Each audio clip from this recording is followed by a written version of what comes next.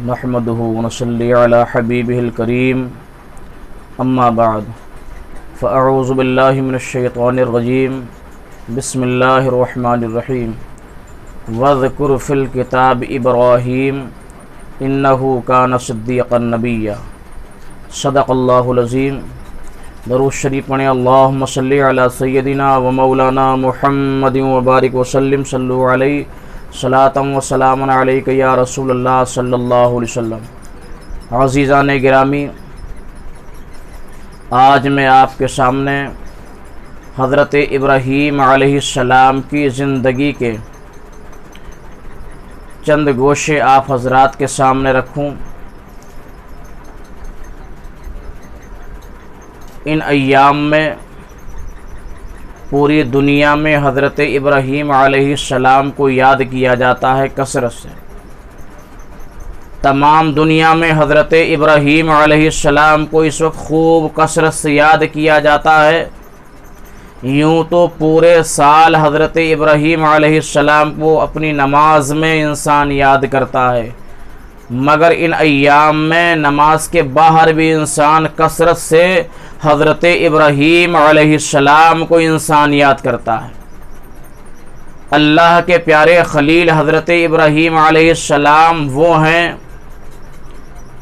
کہ جن کو بڑی بڑی آزمائشوں میں آزمایا گیا، مگر اللہ کے پیارے خلیل کھرے اترے۔ حضرت ابراہیم علیہ السلام آزمائشوں میں کھرے اترے۔ جب آپ کو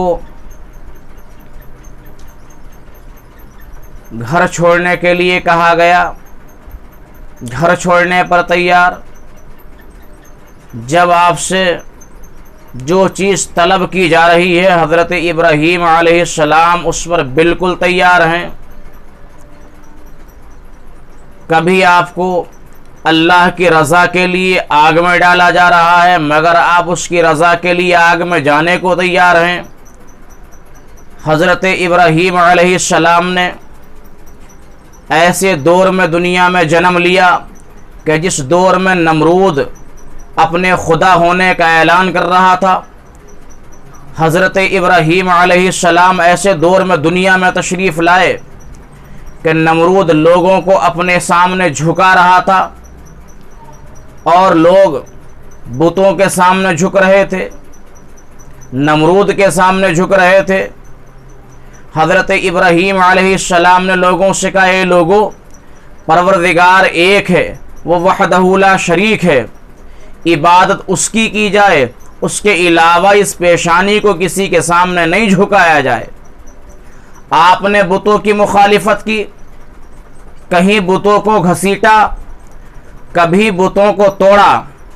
حضرت ابراہیم علیہ السلام کو بادشاہ کے دربار میں پیش کیا گیا، اور بادشاہ سے آپ کی شکایت کی گئی کہ ابراہیم یہ وہ نوجوان ہے جو کبھی بتوں کو توڑتا ہے، کبھی بتوں کو گھسیٹتا ہے۔ ظالم بادشاہ نے کہا تھا، اے ابراہیم یہ بتا، تو بتوں کو خدا ماننے کو تیار نہیں ہے، تو میری خدائی کا اقرار کرنے کو تیار نہیں ہے، ذرا بتا تیرا کون سا خدا ہے جس کو تو خدا مانتا ہے؟ حضرت ابراہیم علیہ السلام نے کہا تھا، میرا خدا وہ ہے جس کی قبضے میں زندگی اور موت ہے، میرا خدا وہ ہے جو بندوں کو مارتا اور جلاتا ہے۔ نمرود نے کہا، یہ کام تو ابراہیم ہم بھی کر دیتے ہیں۔ نمرود نے دو قیدیوں کو بلایا، ایک وہ قیدی کہ جس کے بارے میں فیصلہ ہو چکا ہے چھوڑ دیا جائے، ایک وہ قیدی جس کے بارے میں فیصلہ ہو چکا ہے پھانسی لگا دی جائے۔ جس کے بارے میں یہ فیصلہ ہو چکا تھا چھوڑ دیا جائے، اس کو پھانسی لگا دی گئی۔ جس کے بارے میں یہ فیصلہ ہوا تھا پھانسی لگا دی جائے، اس کو چھوڑ دیا گیا۔ اور نمرود ظالم نے کہا، اے ابراہیم دیکھ، جو مرنے جا رہا تھا میں نے جلا دیا، اور جو جینے جا رہا تھا میں نے مار دیا۔ دیکھ، زندگی اور موت ہمارے قبضے میں بھی ہے، حضرت ابراہیم علیہ السلام ارشاد فرماتے ہیں اے بادشاہ سن لے، میرا خدا وہ ہے جو سورج کو پورب سے نکالتا ہے پچھم میں چھپاتا ہے۔ اگر تو خدائی دعوے میں سچا ہے تو سورج کو پچھم سے نکال دے، پورب میں چھپا دے، تب سمجھیں خدا ہے۔ اتنا کہنا تھا، فَبُهِتَ الَّذِي كَفَرَ، وہ ظالم شرمندہ ہو گیا، ادھر ادھر دیکھنے لگا، لیکن جب انسان پریشان ہو جاتا ہے، جواب نہیں دے پاتا ہے، تو پھر وہ اپنی طاقت کا غلط استعمال کرتا ہے۔ نمرود ظالم نے جب یہ سمجھ لیا کہ ابراہیم علیہ السلام کے ہم جواب نہیں دے سکتے، ان کے سامنے ہم جواب نہیں دے پائیں گے، تو پھر اس نے ایک لمبی چوڑی جگہ تیار کی، 40 گز چوڑا 80 گز لمبا احاطہ کیا گیا، لکڑیاں ڈالی گئیں اور لکڑیوں میں آگ لگائی گئی، اور حضرت ابراہیم علیہ السلام کو اس آگ میں ڈالنے کی تیاری ہونے لگی۔ ابراہیم علیہ السلام کو آگ میں ڈالنے کے لیے ظالم لے کے جا رہے ہیں، مگر اتنی بڑی آگ ہے، اتنی دور تک گرمی پھینک رہی ہے کہ انسان تاب نہ لا سکے، انسان اس کے قریب جا نہ سکے، کیسے آگ میں ڈالا جائے؟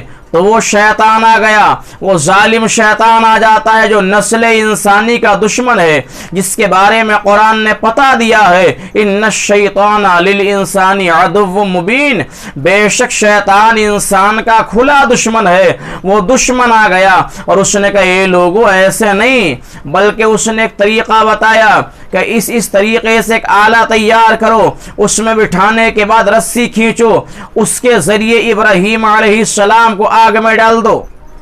ایسے ہی کیا گیا، اس آلے کو جو آپ کو آگ میں ڈالنے کے لیے بنایا گیا تھا اس میں آپ کو بٹھایا، لیکن زمین نے پکڑ لیا اس کو۔ تمام ظالم کھینچ رہے ہیں مگر وہ ہے کہ کھینچ نہیں پا رہا ہے۔ ساری دنیا بھی اگر لگ کے کھینچتی تو ابراہیم علیہ السلام کو زمین چھوڑنے کو تیار نہیں ہے۔ جب شیطان نے یہ منظر دیکھا تو پھر آ گیا اور کہنے لگا اے لوگو ایسے نہیں، بلکہ 40 مرد اور 40 عورتیں ننگی کر کے یہاں زنا کراؤ۔ جس زمین پر زنا ہوتا ہے تنے جل جاتے ہیں، زمین کی پاور ختم ہو جائے گی، زمین کی طاقت ختم ہو جائے گی اور پھر زمین چھوڑ دے گی، تم ان کو آگ میں ڈالنے کے لیے بڑی آسانی سے ڈال پاؤ گے۔ اتنا سنا ظالموں نے، 40 مرد 40 عورتیں بلائی گئیں، ان لوگوں نے زنا کیا، زمین کے تنے جل گئے، زمین کمزور ہو گئی۔ ظالموں نے آپ کو اس چرخی کے ذریعے، من جنیق کے ذریعے آپ کو آگ میں ڈالا، آپ کو آگ میں پھینکا جا رہا ہے کہ رسی کٹ چکی ہے۔ ابراہیم علیہ السلام آگ کی طرف جا رہے ہیں، پروردگار عالم کا ارشاد ہوتا ہے یا نارو کونی بردم و سلام علی ابراہیم، اے آگ میرے ابراہیم پر ٹھنڈی اور سلامتی والی ہو جا۔ بس ابراہیم علیہ السلام آگ میں پہنچے ہیں، پروردگار عالم نے آگ کو گلزار بنا دیا ہے۔ وہ انگارے جو لوگ دیکھ رہے تھے دہک رہے ہیں، وہ پھول نظر آ رہے ہیں۔ آگ ہے کہ حضرت ابراہیم علیہ السلام تو کیا ان کا ایک رونگٹا بھی جلانے کو تیار نہیں ہے۔ وہ اللہ کا مقدس بندہ جو اپنی زندگی کو رب کے ڈر سے گزارتا ہے، اپنی زندگی کو رب کی مرضی سے گزارتا ہے، کوئی چیز اسے نقصان نہیں پہنچاتی ہے، بلکہ پروردگار عالم کی مدد اس کے ساتھ ہوتی ہے۔ اور یہ فانوس بن کے جس کی حفاظت ہوا کرے، فانوس بن کے جس کی حفاظت ہوا کرے، وہ شمع کیا بجھے جسے روشن خدا کرے۔ آج بھی ہو جو ابراہیم سے ایمان پیدا، آج بھی ہو جو ابراہیم سے ایمان پیدا، آگ کر سکتی ہے اندازے گلستہ پیدا۔ وَذْكُرْ فِي الْكِتَابِ ابراہیم اِنَّهُ كَانَ صِدِّيقًا نَبِيًّا، یاد کرو ابراہیم علیہ السلام کو، بے شک وہ سچے نبی تھے۔ وَمَا عَلَيْنَا إِلَّا الْبَلَاغُ۔ السلام علیکم ورحمۃ اللہ۔